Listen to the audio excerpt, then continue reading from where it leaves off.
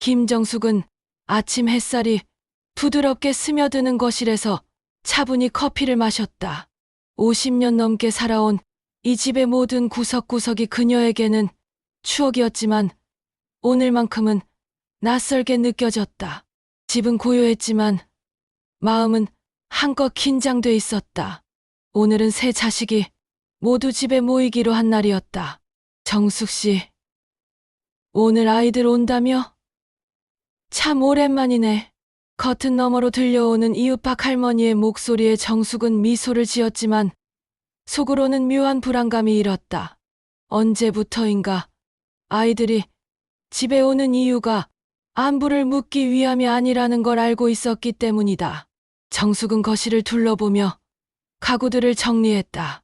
남편이 남긴 낡은 소파, 아이들이 어릴 적 뛰어놀던 카펫, 벽에 걸린 가족 사진들, 모든 것이 그대로인데 왜 이렇게 공허한 느낌이 들까? 오후 2시쯤 문이 열리며 장남 도현이 들어왔다. 정장 차림의 그는 언제나처럼 반듯했지만 눈빛에는 어딘가 계산적인 느낌이 배어 있었다.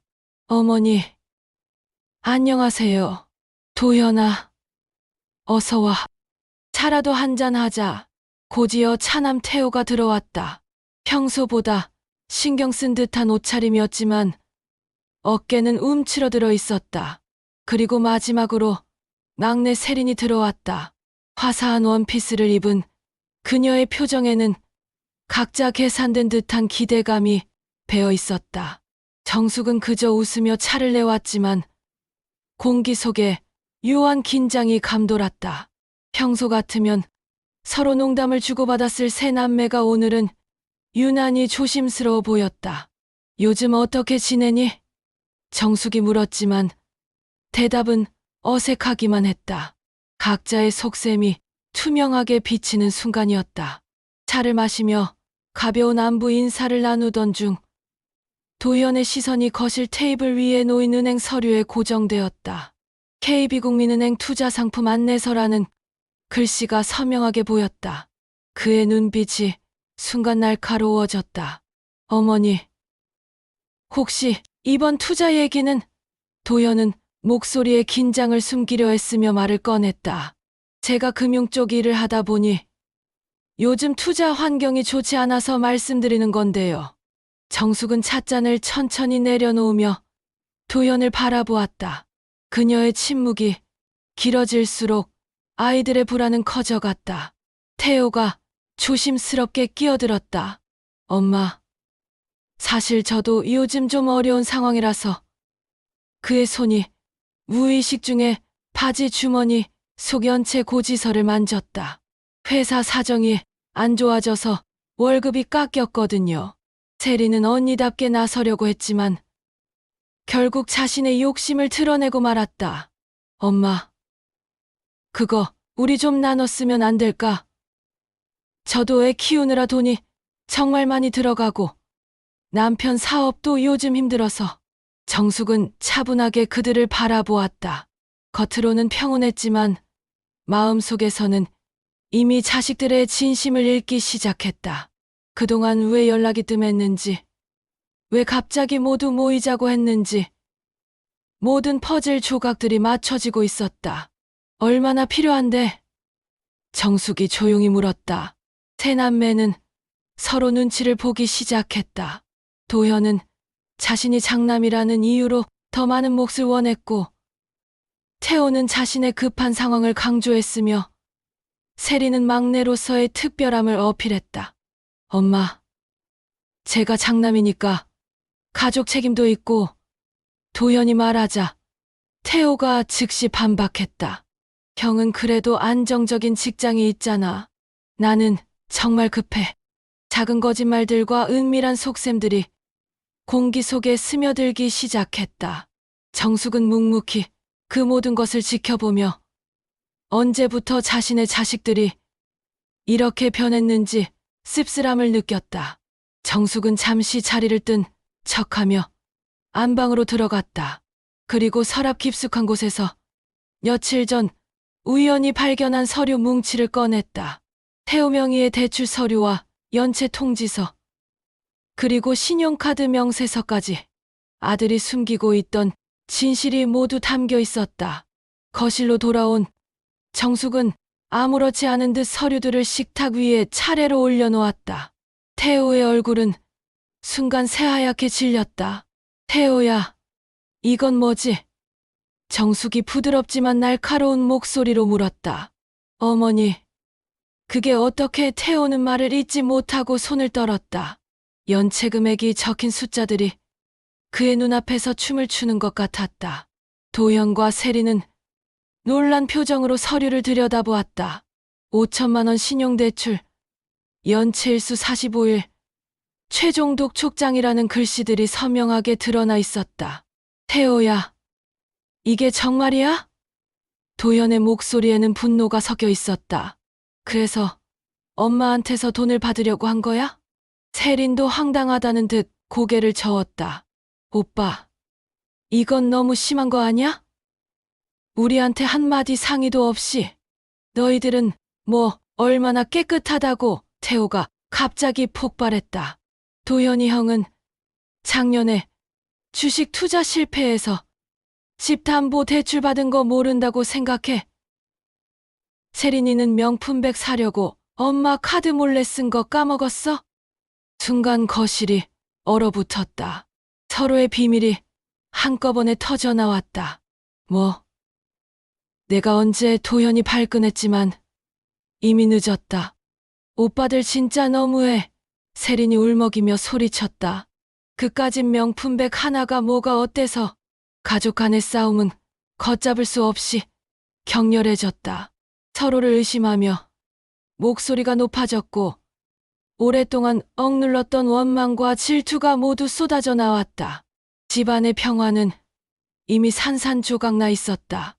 정숙은 그 모든 광경을 조용히 바라보며 언제부터 자신의 아이들이 이렇게 서로를 속이며 살게 되었는지 마음 아파했다. 하지만 이 순간이 필요했다는 것을 알고 있었다.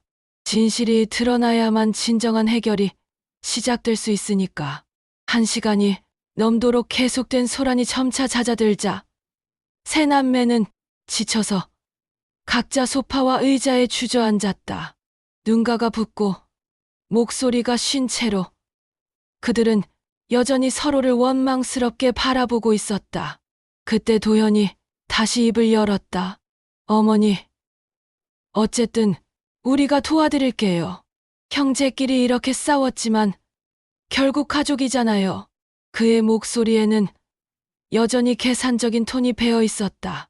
태호도 고개를 끄덕였다. 맞아요, 엄마.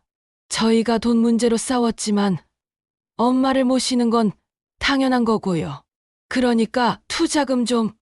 세린도 눈물을 닦으며 끼어들었다. 엄마, 우리가 잘못했어요. 하지만 정말 어려운 상황이라서 도와주시면 나중에 꼭 갚을게요.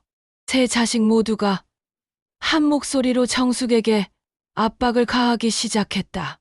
표면적으로는 효도와 가족애를 앞세웠지만 근본적으로는 여전히 돈에 대한 욕심을 감추지 못했다. 정숙은 오랫동안 말없이 그들을 바라보았다. 세월이 흐르며 변해버린 자식들의 모습이 너무나 안타까웠다. 어린 시절 순수했던 아이들은 온데간데 없고 눈앞에는 각자의 이익만 챙기려는 어른들만 남아 있었다. 그만. 정숙이 조용하지만 단호한 목소리로 말했다. 거실이 다시 조용해졌다. 너희들이 원하는 게 뭔지 이제 알겠다. 정숙이 천천히 일어서며 말했다. 하지만 내가 원하는 건 돈이 아니라 너희가 서로를 이해하고 책임을 지는 법을 배우는 거란다. 순간 정숙의 말이 거실을 가득 메웠다. 그녀의 목소리에는 수십 년간 쌓인 지혜와 아픔이 담겨 있었다.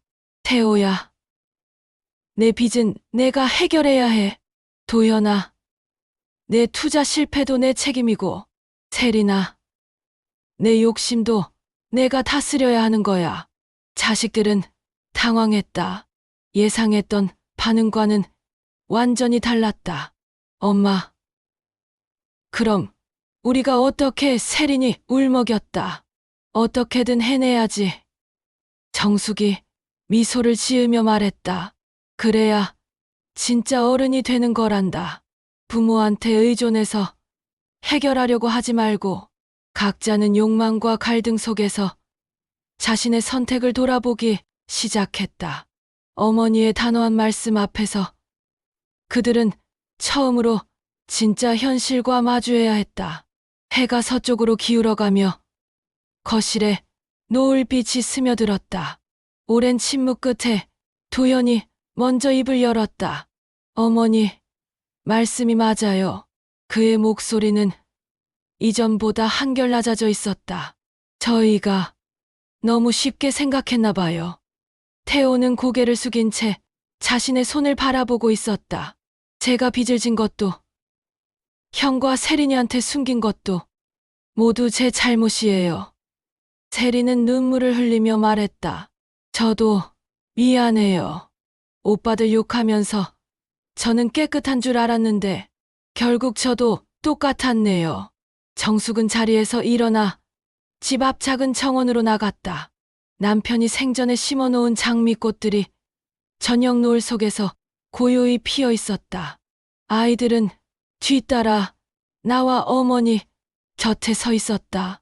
너희 아버지가 살아계실 때 자주 하신 말씀이 있어. 정숙이 장미꽃을 만지며 말했다. 가족이라는 건 서로 의지하는 게 아니라 서로 성장할 수 있게 도와주는 거라고. 바람이 살랑 불어와 장미꽃잎을 흔들었다. 오늘로 끝내자. 서로를 원망하고 의심하는 것도, 부모한테 기대기만 하는 것도. 정숙의 목소리는 확고했다. 너희가 서로를 존중하고 각자의 문제를 스스로 해결하면서 함께 지혜롭게 나아가야 해. 도연이 어머니의 어깨에 손을 올렸다. 저희가 도와드릴게요. 어머니, 진짜로. 아니다. 정숙이 고개를 저었다. 내가 너희를 도와줄게. 하지만 돈이 아니라 너희가 올바른 길을 찾을 수 있도록. 태호가 형과 누이를 바라보며 말했다. 저희끼리 얘기해봐야겠어요. 어떻게 서로 도울 수 있을지. 세린도 고개를 끄덕였다. 맞아요. 이제부터는 숨기지 말고 솔직하게 얘기해요. 자식들은 잠시 침묵하다가 서로를 바라보며 미묘한 표정으로 고개를 끄덕였다. 완전한 화해는 아니었지만 적어도 서로를 이해하려는 마음이 생겨났다. 정원의 어둠이 내려앉기 시작했지만 가족들의 마음속에는 새로운 희망이 싹트고 있었다. 정숙은 안도의 한숨을 내쉬며 마음속으로 진정한 가족의 의미를 다시 되새겼다. 사랑한다는 것은 모든 것을 주는 게 아니라 상대방이 스스로 설 수 있도록 믿어주는 것임을.